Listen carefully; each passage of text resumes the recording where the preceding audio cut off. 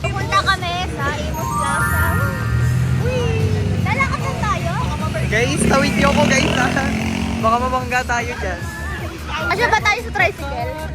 Hindi tayo Huwag kayong iba dyan para ma-expose kayo. Ang ganda ng outfit ni Espiritu.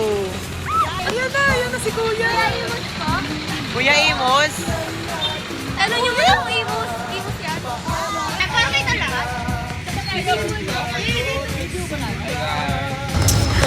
Ang biyahe daw po namin ay aabot ng 40 minutes. Yeah.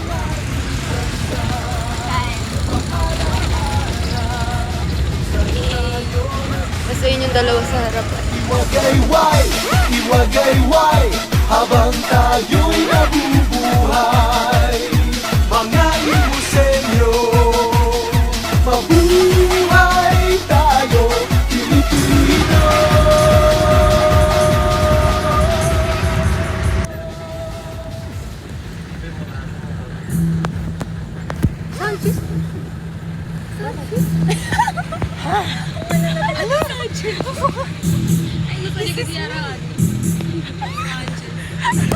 Jeep po pala to eh.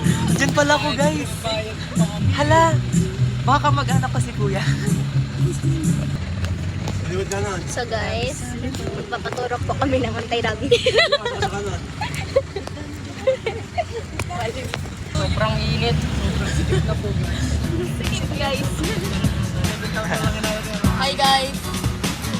Mali siya, yata siya.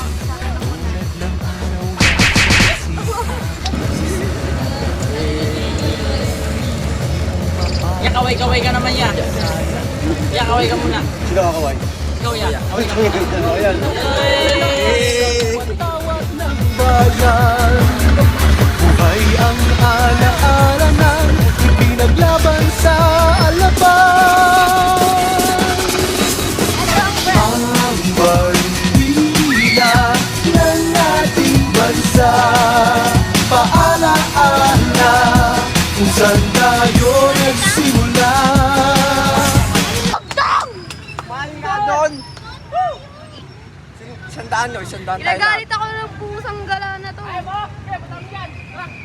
Ang bandila ng ating bansa, paalaala kung saan tayo nagsimula.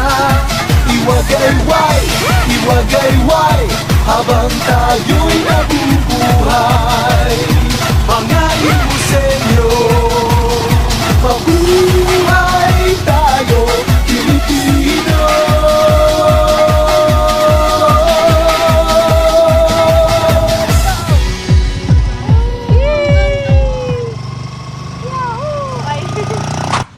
Lumipad ang aming team sa Imus Plaza.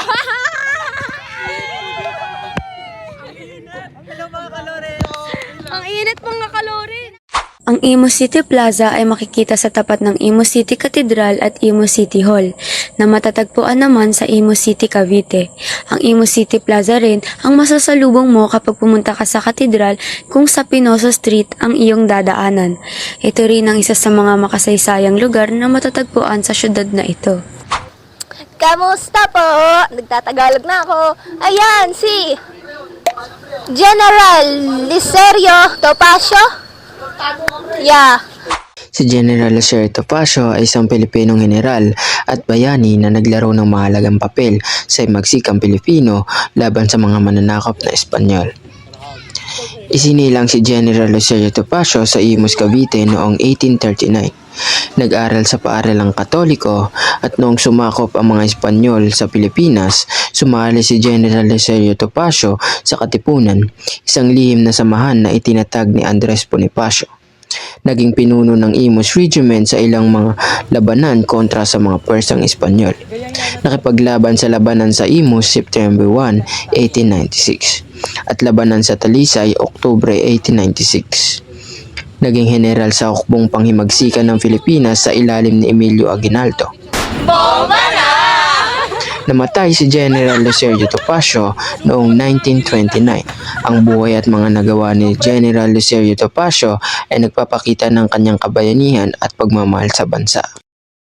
Sa site na ito, noong Mayo 28, 1878 sa pagitan ng alas 5 ng umaga hanggang alas 3 ng hapon, isang madugong engkwentro ang naganap sa pagitan ng mga puwersang revolusyonaryong Pilipino at humigit kumulang 270 na Espanyol na marino. Ang labanang ito na nagresulta sa tagumpay ng puwersang Pilipino ay kinuha bilang isang maluwalhatiang okasyon para kay General Emilio Aguinaldo E. Fami upang ipakita ang watawat ng Pilipinas para sa unang pagkakataon sa Cavite Nuevo. Battle of Imus Monument. Ang monumentong ito ay nagpapakita ng magkabanggang bolo at isang tinuturing na kawayan ay nagsisilbing alaala sa labanan ng Imus na naganap noong Setyembre 1, 1896. Ang labanan sa Imus o ang pagkubkob sa Imus ay ang kauna-unahang malaking labanan ng Rebolusyong Pilipino laban sa pamahalaang kolonyal ng Espanya sa lalawigan ng Cavite. Bilang pinuno ng isang maliit na pangkat ng mga kalalakihang armado gamit lamang ang mga sibat at bolo, pinangunahan ni Baldomero Aguinaldo ang pag-atake patungong Imus upang subukin ang depensa ng mga Kastila sa bayan. Naging matagumpay ang mga revolusyonaryong Pilipino sa Imus na naging dahilan ng labis na pagkabahala ng pamahalaang Espanyol sa bansa. Hi! Alam niyo ba guys, madaming Pokemon Go dito. Kaso di ako naka-download eh. Pero madami daw dito. Tapos, napapansin niyo ba yung floor? Flag siya. Ayan o, star. Star. Nawala lang yung pintura pero flag siya. Ayan, ito. Yung Star! yan yung sun. Hindi, araw. Sun, yeah. Hindi, sa baba, tignan yung floor. Big star na! Araw. Star yung sana! Bakit nakikibala nakikibala? Malaking flag siya. Nawala lang yung pintura. Nawala yung pintura pero flag siya. Imus City. Ang Imus City ay tinatawag na flag capital of the Philippines dahil dito unang opisyal na winagayway ang watawat ng Pilipinas. Noong naganap na Battle of Imus na nangyari noong 1868 bilang simbolo ng kalayaan mula sa mga Kastila. Ang sahig ng Imus Plaza ay may watawat na disenyo bilang paggunita sa makasaysayang kontribusyon ng Imus sa kasanrilan ng bansa. Nawala lang yung pintura. Sa monumento ng Imus, ito ang mga kilalang general na sila General Cayetano Palma Topacio, General Juan Serasa Castañeda, General Flaviano A. Yenco, General Jose Santarin Tagle at General Pantaleon Garcia. Ang 13 Martires Monument ay isang paalala ng pagkamartir ng 13 Pilipino na naging bahagi ng paghahanap ng kalayaan ng Pilipinas. Ito ay matatagpuan sa intersection ng isang kalye na pinangalan sa kanilang mga pangalan. Libre na rin ang pagpunta rito. Ito ay bukas ng 24 oras, ngunit kapag gabi lamang nagbebenta ang mga tao rito. Ayan. Ano to? Hala, may shawarma o 60 pesos. Ay, mahal. Patunay na madaming Pokemon dito. Halika, sundan mo ako. Ayun na. Pag nagdalad ka Pokemon siguro. Ayun na, I choose you. Ang mga manlalaro ng Pokemon Go ay may mga pagkakataon ding makahuli ng mga ilang natatanging Pokemon dito. Kaya ang plaza na ito ay magandang balanse sa pag-alaala sa nakaraan at pagtanggap sa kasalukuyan. Hi guys! So, andito tayo sa malaking Christmas tree! Ang bandila ng ating bansa, paalaala kung saan tayo nagsimula. Ang bandila ng ating bansa, paalaala kung saan tayo nagsimula.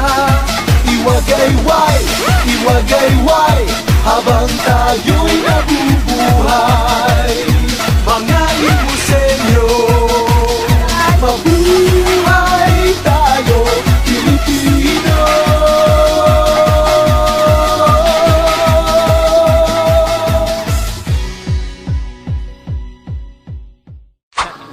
Magre-report tayo, pero live. Nasa mismong location tayo ng i-report namin. So guys, nandito po kami sa Imus Cathedral. And ayan po, ako ay nasa malayo habang si Kate nagbi-video. Hi! Naririnig ba ako? Kate! What's up mga kalorens? Nandito po tayo sa Imus Cathedral na makikita sa Imus, Cavite. Ito po ay ang Roman Catholic Church dito sa Imus, Cavite. Ang Imus Cathedral ay kilala din sa tawag na Our Lady of the Pillar Imus Cathedral, and itinatag ito noong 1823 bilang simbahan ng mga Romanong Katoliko. Ang Nuestra Señora del Pilar na tinatawag din Nana Pilar ay ang santo ng Imus Cathedral. Ang lungsod na ito ay may ginaganap na piyesta tuwing October 12. At meron silang prosesyon na ginaganap tuwing fiesta na tinatawag na Karakol. Ang architecture style ng Imus Cathedral ay Baroque architecture. Ang Imus Cathedral ay isa sa mga pinakalumang istrukturang kolonyal ng Espanyol sa Cavite, mula 1616. Ang disenyo ng arkitektura nito ay nakatiis sa mga lindol sa pamamagitan ng pagpapanatili ng orihinal nitong disenyo, kahit na ang ilang bahagi pa nito ay nagbago sa paglipas ng panahon. Noong 2006, idineklara itong isang istruktura ng kahalagang pangkasaysayan. Sa gilid ng church, makikita natin ang develop house na ipitinayo ng mga prailing Espanyol noong 1782. Tapos itong bell na to is, ang bigat po nito ay 1,200 kilo siya. Tapos yun, yung ganun siya kabigat. Tapos sa daan ng mga lindol, bagyo, gera, nakatayo pa rin siya.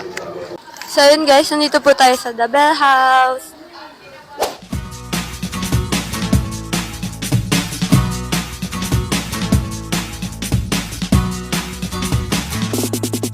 Ang bandila ng ating bansa, paalaala kung saan tayo nagsimula. Iwagayway habang tayo'y nabubuhay. Mga Imusenyo, mabuhay tayo, Pilipino.